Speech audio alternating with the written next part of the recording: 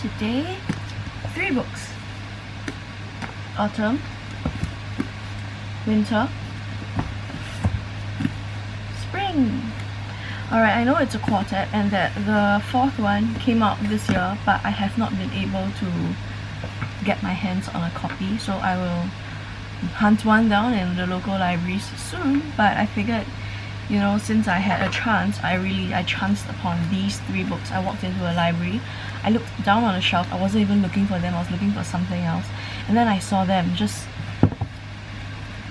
sitting there like this, and I was like, oh, this is fate, I have to borrow all of them at once. So I did. So Autumn is about a man called Daniel Gluck. He is very, very old. He's like 104 years old or something. So he's currently living in a nursing home where he checked himself in.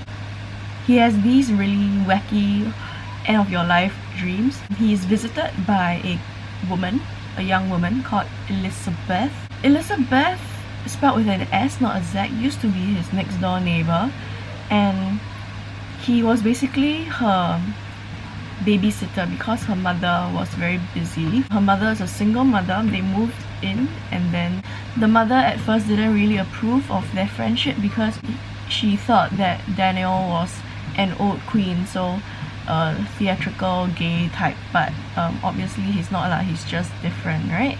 And he shares with Elizabeth all the things that he has seen in his really long life, like the art he has seen, the films he has seen. He exposes to her art and literature, and that in turn makes her want to study it in university, which she does. So she writes a thesis on an artist called Botti, and it's all because of what she learned about Botti from Daniel when she was very young. Elizabeth is coming to terms with the fact that Daniel is going to die soon. She hasn't kept in contact with him for a decade after she left, and then she decided to come back because I guess she misses him. But every time she visits him, he's like asleep. But at the end, he finally wakes up and he asks her what she's reading. So it's very touching, also because like Elizabeth, I know like the age difference is very weird, but she really does love Daniel a lot, probably because he was a pivotal figure in her life, and she hasn't met anybody else that was like him, so all her relationships have failed. But Daniel doesn't really love Elizabeth that way, I think. So at one point in time she was very disappointed because she had hoped that he would tell her that he loves her too, but he does care for her, but it's not the kind of love that she wants, which is good because that wouldn't be appropriate, right? Okay, so I'm going to read a few passages that I found very interesting. One is on page 177. October's a blink of the eye.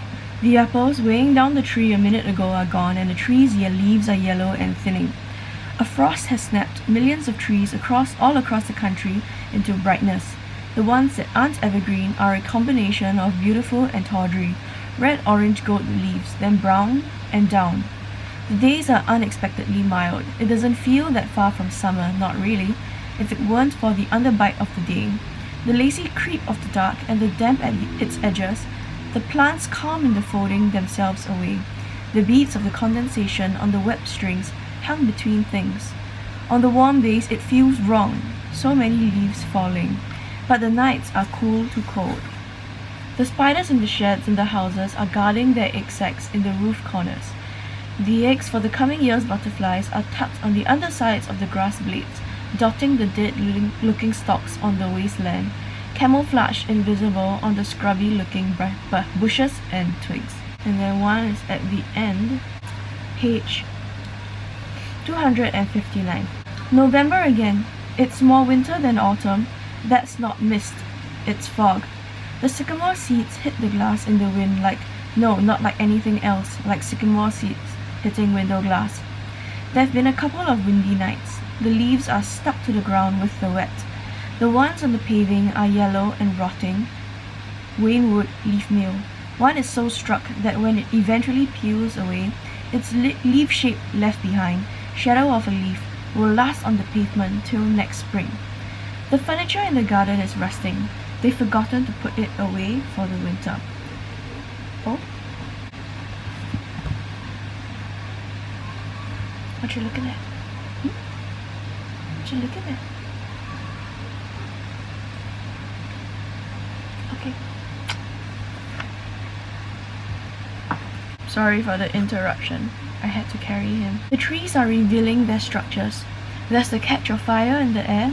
All the souls are out marauding. But there are roses. There are still roses. In the damp and the cold. On the bush that looks done, there's a wide open rose still. Look at the color of it. And now for some segments that I like. If he was very old, the neighbor, he didn't look anything like the people who were meant to be it on TV, who always seemed as if they were trapped inside a rubber mask.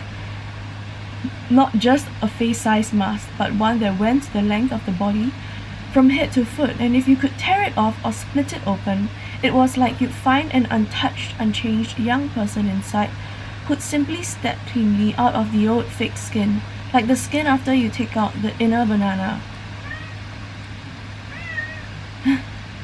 When they were trapped inside that skin though, the eyes of people, at least the people in all the films and comedy programs, looked desperate, like they were trying to signal to outsiders without giving the game away that they'd been captured by empty aged cells, which were now keeping them alive inside them for some sinister reason, like those wasps that lay eggs inside other creatures so their hatchlings will have something to eat, except the other way around, the old self feeding off the young one.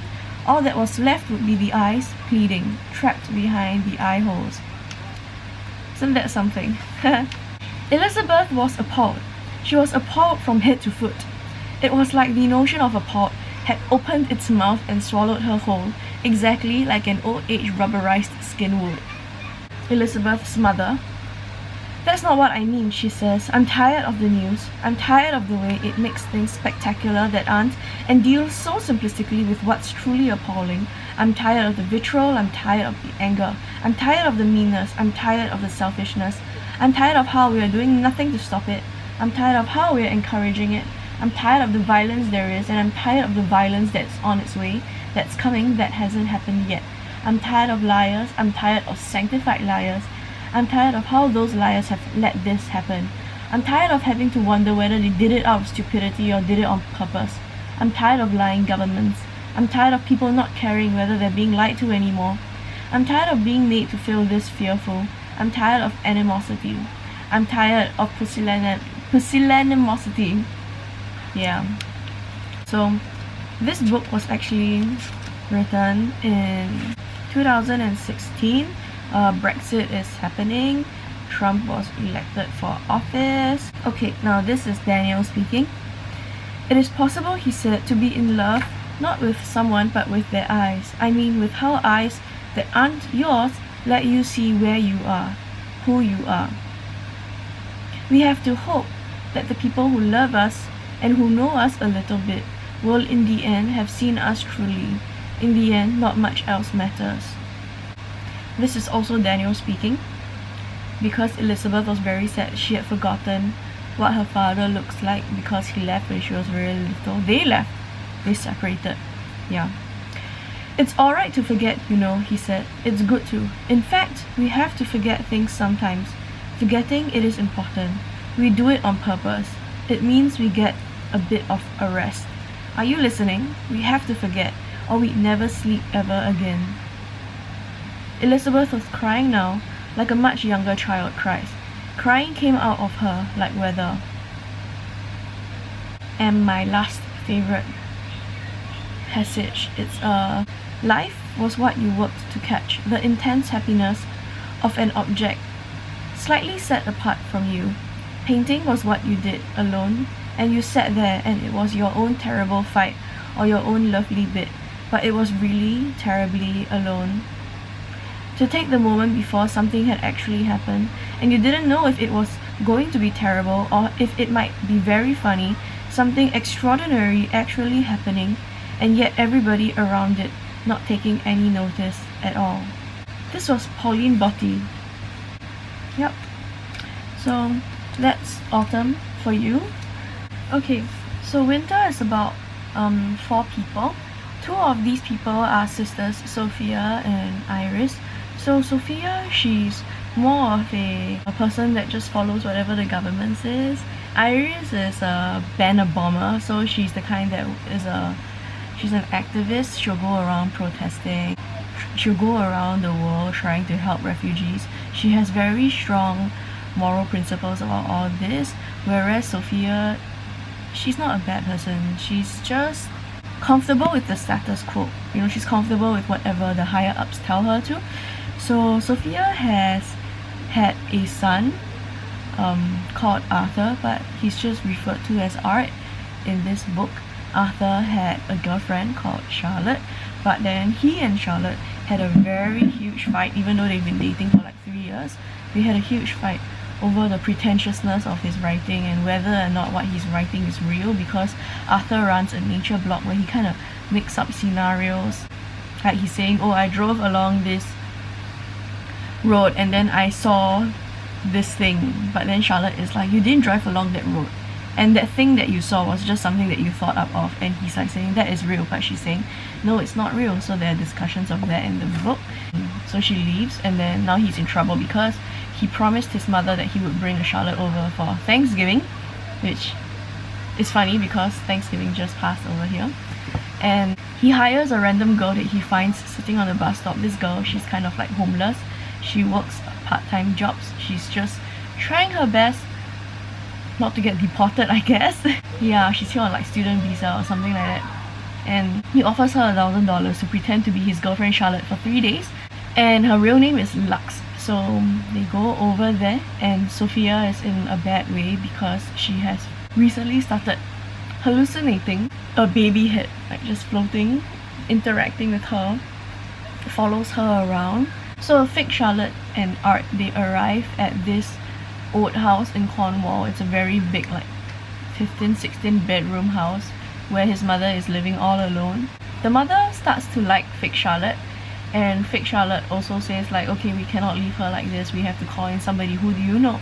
And Sophia only has a sister, Iris, right? But they don't get along. But Art calls in Iris anyway. Iris and Sophia manage to mend their relationship, and Art also becomes changed by his interaction with fake Charlotte, who's called Lux. He doesn't reconcile with real Charlotte, but they end up having a civil friendship, I guess, or civil partnership on the blog. As usual, one passage that I like, it's a chapter on page 89. January. It is a reasonably balmy Monday, 9 degrees in late winter, a couple of days after 5 million people, mostly women, take part in marches all across the world to protest against misogyny in power. Okay, at this point I think I need to say that this book was written in 2017, so that's 1 year into the Trump administration. A man barks at a woman. I mean, barks like a dog. Woof woof. This happens in the House of Commons. The woman is speaking. She is asking a question. The man barks at her in the middle of her asking it. More fully, an opposition member of parliament is asking a foreign secretary a question in the House of Commons. She is questioning a British Prime Minister's show of friendly demeanour and repeated proclamation of special relationship with an American president who also has a habit of likening women to dogs, and who has announced on a day marked in calendars as Holocaust Memorial Day that he intends to prohibit entry into the United States of America to large swaths of people based on their faith and ethnicity. While the Member of Parliament is speaking, on the one hand bringing up the impact of this planned ruling on the refugee crisis and on people in forced exile from the war in Syria, and on the other asking a serious question about what leadership itself might mean both here and in the United States, a governing senior Member of Parliament barks at her like a dog. Woof woof. Some trivia. The House of Commons is one of the two Houses of Parliament in the United Kingdom, the UK's twin bodies of legislative supremacy. The female MP is a law graduate and also happens to have been a bit of a TV star in Pakistan, having spent years before her time in the House of Commons acting in a popular drama series shown there. The male MP is a former stockbroker and a grandson of Winston Churchill. Afterwards, when the female MP complains, the male MP apologizes. He suggests it was light-hearted banter. The female MP accepts his apology. Both are gracious about it. It's winter still. There's been... What's my cat doing? Hi. It is winter still. There is no snow. There's been almost none all winter. It'll be one of the warmest winters on record again. Still, it's colder in some places than others. This morning there was frost on the ridges of the turned earth across the fields. Frost the sun had melted on one side only. Arts in nature. Okay, this is from a cashier at the supermarket who is trying to convince Sophia to go through the self-service checkout unit. Okay. At first he had been incensed, he said, when the supermarket where he buys his lunch took away some of the people working on checkout and replaced them with self-service checkout units. So he made a point of always choosing to pay a person, human being. But the queue for seeing a real person was always long because only one person was ever on those human tills now. And the checkout machines were almost always free because there were more of them, and therefore the queues for them moved so much faster. And so he'd begun to go to the machines when he bought his lunch, and now he always went straight to the machines, and in a strange way, it was a relief too, because having a talk with someone, even the smallest, most casual of talks, was sometimes quite hard, because you always felt they judged you, or you always felt shy, or that you were saying a stupid or wrong thing. The pitfalls of human exchange, Sophia said. This is a mood. I'm not very good with talking to people in public. Okay, now this is said by Lux about the packing fillers that they put in your boxes when you order something online. Okay, those green things, white things, polystyrene, you're wrong, they're recyclable. They're free of whatever it is that's bad for it. It's not as bad as you think. I quite like them, I do. No, it's interesting because they're so amazingly light, so that when you pick them up, it's surprising every time. You always expect them to be heavier. Even if you tell yourself, even though you know they're light, you think you already know. You pick one up and it's like, wow, that's so light. It's like holding actual lightness. It's like the weight of your own hand just somehow got lighter. Like a bird's bones, kind of light. If you pick up several, hold several so that your hand's full of them. You look at your hand loaded with things and your eye can't understand it. Because although you can see that your hand's full of something, it feels like almost nothing's in your hand.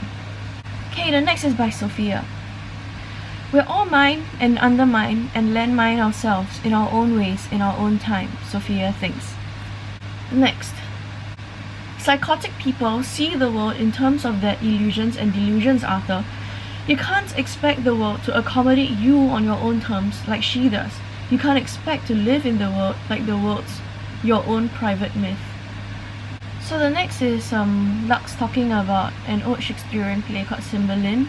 And I was telling you about it, Lux says, because it's like the people in the play are living in the same world but separately from each other. Like their worlds have somehow become disjointed or broken off each other's worlds. But if they could just step outside of themselves, or just hear and see what's happening right next to their ears and eyes, they'd see it's the same play they're all in, the same world. So they're all a part of the same story. Next is when Sophia expresses disapproval of immigrants coming to Britain. So Lux says, what's wrong with people wanting better lives, Mrs. Cleves, which is Sophia? You mustn't be naive, Charlotte. Fake Charlotte. They're coming here because they want our lives, his mother says. I bet I know what you voted, Iris says. In the so-called vote. My sister, the so-called intelligent one. I was the wild one, so-called. Okay, and Lux says, but what will the world do, though, Mrs. Cleves, if we can't solve the problem of the millions and millions of people with no home to go to, or whose homes aren't good enough except by saying, go away, and building fences and walls? It isn't a good enough answer that one group of people can be in charge of the destinies of another group of people and choose whether to exclude them or include them. Human beings have to be more ingenious than this, and more generous. We've got to come up with a better answer. Okay, now this is Arthur. As of this moment, Art has had enough of Christmas. He now knows he never wants to see another Christmas day instead. What he longs for instead as he sits at the food-strewn table is winter, winter itself. He wants the essentiality of winter, not this half-season grey self-sameness. He wants real winter, where woods are sheathed in snow, trees emphatic with its white, their banners shining and enhanced because of it, the ground underfoot snow-covered as if with frozen feathers or shredded kraut, but streaked with gold through the trees from low winter sun, and at the end of the barely discernible track, along the dip in the snow that indicates a muffled path between the trees, the view and the woods, opening to a light that itself untrodden, never been blemished, white like an expanse of snow sea, above it more snow promised, waiting its time in the blank of sky. For snow to fill this room and cover everything and everyone in it.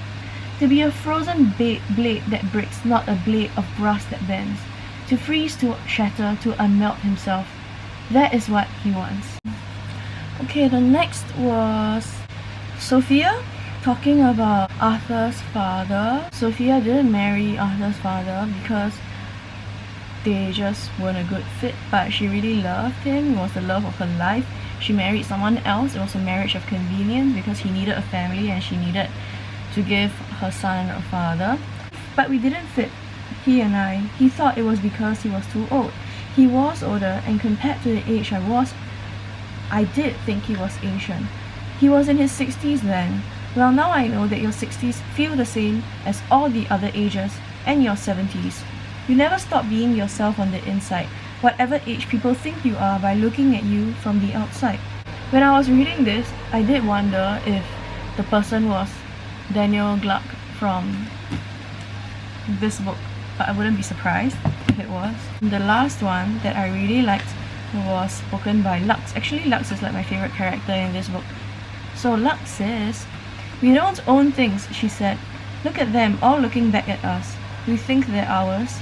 We can buy them, have them, throw them away when we're done with them. They know without having to know anything that it's us that are the throwaways." So that's winter. The last one is spring. Not last, like the last that I have with me. I will get to summer eventually. Spring is mainly about 3 people. So one of these people is Richard. Richard directs TV shows, and his friend Paddy, who's like Patricia Hill, just passed away, and he's trying to cope with the grief of having lost the person that is most important to him in his life.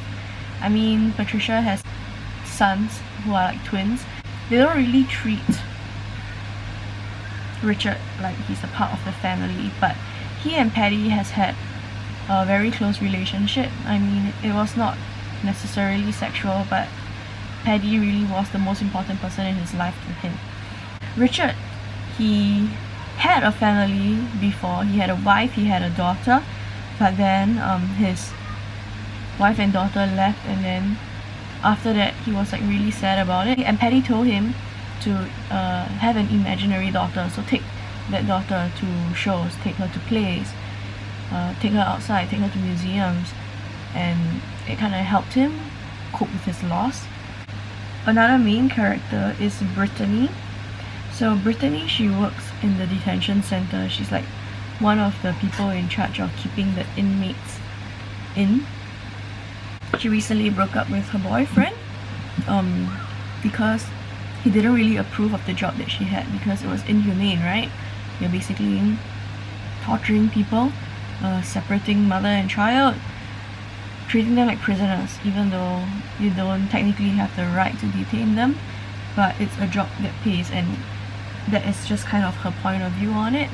Until one day, a little girl shows up. She's not supposed to be able to do anything, but this little girl of undetermined ethnicity, it's strongly hinted that she is black, or she has ethnic features that escape the security cameras.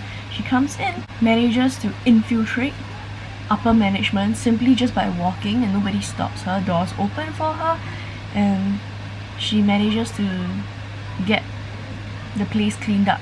She tells them, "Do you realize that the toilets are filthy?" And then after that, they hired someone in to come and like clean up the toilets and make it like squeaky clean. She also managed to do that, in a place that was used as a sex trafficking den. So she went in and then she stopped the clients in the middle of whatever act they were doing, and she scolded them, and then she had them release the women one by one. And yeah, so she was kind of like a legendary godlike creature, but she's only 12 and she's wearing a school uniform, you know. So this girl comes up to Brittany and it's like, I need to go to this place in Scotland. And because of like the power that she has, Brittany just agrees. Brittany feels personally responsible for her, even though Brittany technically works in the security company that detains refugees or people without documentation. And they go all the way to Scotland, and who should they meet but Richard, who was also going all the way to Scotland to research a place supposedly where Ryok, is it Ryok or is it Ryuk? I think it's Ryok, because there's an E at the back. Yeah, where Ryok and Catherine Manson supposedly lived just an hour away when they were both like about to die or something. Richard is going through a very hard time. He decides to commit suicide. He lies down on the train tracks with his neck on the rail, and then he kind of puts the wheel, it's like here, and then he kind of waits for the train to come and just, you know, across his neck. But obviously it doesn't, and the little girl, whose name is Florence, is like, I need you to stop doing that. And then they kind of enlist him in her journey to get to Scotland. They do so with the help of a librarian who runs a coffee cart, except the coffee cart does not sell anything at all. It's kind of just a place for her to sleep in, I guess.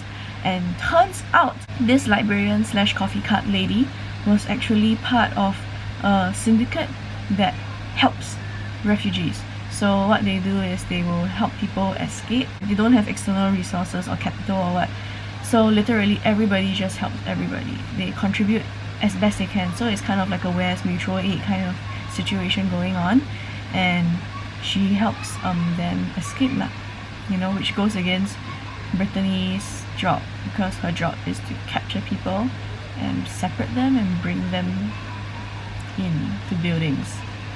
It's hinted strongly at the end that the little girl and the coffee cart lady, they escape both Richard and Brittany. Brittany, who was supposed to be tailing this little girl because it's her job, she calls in her company, and right as mother and daughter reconcile, they are pulled apart by the security company that Brittany works for, even though she is protesting their treatment of her. And when Brittany goes back to her job, she starts to treat the detainees a bit better, and she does treat them better, I guess. She humanizes them, which I guess it's not really a redemption arc because she is still doing this job, but at least the encounter with the girl has changed her in a little bit. And Richard himself manages to encounter the girl again later, like 5 years later, when she's no longer a little girl but she's a young woman. So I guess that was like slotted in the middle of the book. So I guess it's kind of like even though we kind of know that she does not get the full reunion with her mother, at least she continues to live, right? It was a good book. It was very entertaining. One line that I really liked is, "The whole of history is footnotes." It is, isn't it? Another. "Don't be calling it a migrant crisis," Patty said. "I've told you a million times, it's people. It's an individual person crossing the world against the odds, multiplied by 60 million. All individual people crossing the world against odds that worsen by the day. Migrant crisis, and you the son of a migrant." This is about surveillance. "Anytime at all. Here, take it. Take my face. I'm not surprised you want my face. It's the face of now. What I mean by my face is the face on this A4 photocopy, the proof I exist. Without it, I officially don't. Even though I'm bodily here, without this piece of paper, I'm not. If I lose it wherever I am, I won't be anywhere. It's getting a bit worn, not surprising, just an A4 sized sheet of paper, and because it's folded at the place where the face happens to be copied on it, some of the photocopier ink that makes my face has flicked off in the crease of the fold. But I'm here. I exist because this piece of paper with my face on it proves I'm not able to study here or work here or live here without permission or earn any money here. My being illegible makes you all the more eligible. No worries, happy to help. Also, you'll notice this face resembles the drawings on the posters that tell you to report anything you think looks suspicious. Tell the police if you see anyone who looks like me, because my face is of urgent matter to your nation. Not at all, no problem. Glad to be of service. And it's this face, like the faces on the poster, Laurie the white man in the suit, posed in front of a great queue of people, I mean non-people, at a bother which proved once and for all that all the people on the poster were faceless nobodies, while his was the face of a somebody. He had the only face that matters. My face is a breaking point. Don't mention it anytime. It's the face you see on dramas, films, or you picture in your head in the novels about people who aren't you. The books you read because you love literature, or to kill some free time. The ones that tell the stories that let you feel that you felt you've been really importantly moved. More, you've understood something major about the history, the politics of the time you live in. It's nothing, my pleasure. My face is all about you. My face trodden in the mud. My face bloated by the sea. What my face means is not your face. By all means, you're welcome. Another line on page 182. Because looking is just the start of understanding, just its surface, the top layer of any understanding. Another. A game is, I ask certain questions. Then we both have to answer them, right? The girl said. Right, Brit said. What's your favorite color, song, food, drink, thing to wear, place, season, day of the week? What animal would you be if you were an animal? What bird? What insect? What one thing are you really good at? How would you most like to die? Oh, that last question's a bloody depressing question, Brit said. Who invented this game? I did, the girl said. And that last question's precisely why the word lucky is in the title of the game. What's lucky about having a favorite way to die? Brit said. If you don't know how lucky you are to be even discussing the chance of a choice, the girl said, then all I can say is, you're really, really lucky. Another. What if, the girl says, instead of saying this border divides these places, we said this border unites these places. This border holds together these two really interesting different places. What if we declared border crossings places where, listen, when you cross them, you yourself became doubly possible? Real strength was a matter of sensing something alive in you bigger than just your own breathing. This page 228. This part of one of the myths that tend to intersperse an Alice Smith novel. Tell us a bit about yourself, dearie, she said in her ancient voice, but the girl just laughed. As you well know, old lady, that'd be the first step towards me vanishing altogether, she said, because as soon as you all hear me say anything about myself, I'll stop meaning me. I'll start meaning you. A murmur went through the crowd. My mother told me, they want you to tell them your story, the girl said. My mother said, don't. You are not anyone's story. This is obviously about the girl, the Florence Smith girl in this book, because throughout it, she doesn't really tell you anything about herself. So she is her own person. She's unknowable, and in that way, she is protected, you know? This is what Patty told Richard last time about her being 13 reading a book by an empty grave. So behind her, there's a line of children that goes so far back it never stops. They're in clothes as ragged as suits of dead leaves. Their hands are the only things small enough to reach inside the industrial machines and clean out the oily gunk and the fibers, of which their lungs are already full. But no hand can go inside and clean out their lungs. Thank God those days are over, he thinks. Thank God it's better in the world right now. Update yourself, the child Paddy says. She sounds very like his imaginary daughter. Kids down in the mines right now, she says. Right this minute. Right this very 1304. You know they are. They are mining the cobalt for all the environmentally sound electric cars. Kids right now in the racks of Hello Kitty clothes, sitting in slave labor sheds, hitting old dead batteries with hammers to get metals out of them that poison them as soon as they touch them. Kids eating rubbish on landfill mountains. Kids of all ages who are good for sex money, used and filmed and swapped and filmed again. The money changing hands up over their heads right now, 1304. Thousands of kids who don't know where their parents are, whether they're alive or dead, whether they'll ever see their parents again. Kids locked in freezing cold warehouses in the US. Right now, in these days, you've just called better in the world. Kids all by themselves all over this country who get here by crossing the world, then just disappear. Not forgetting the hundreds of thousands of kids born and living here, surviving on God knows what, on air, in a whole new version of the same old British poverty. So that was Spring. I think that what I really enjoy about Ellie Smith novels is it's fueled by dialogue. Dialogue not in quotation marks, but the dialogue is just there. Reading an Ellie Smith novel is not so much an activity as it is an experience. I've read like a couple of her other books. I've read Public Library, I've read How to Be Both. I have not read Boy Meets Girl, or is it Girl Meets Boy? Because I haven't been able to find a copy in a public library, haha. But I think like when I do, I will try to, when I see it, I will get my hands on it, definitely, along with Summer, which was published this year. Another thing about her novels is that reading it just fills you with hope, even as much as it makes you acutely aware of all the problems there are in this world. I think like the most important thing about her novels is that they are written for the now. You know, 2016, 2017, and then Spring was written in 2019, just last year, right? The 4 years of Brexit, of the Trump administration.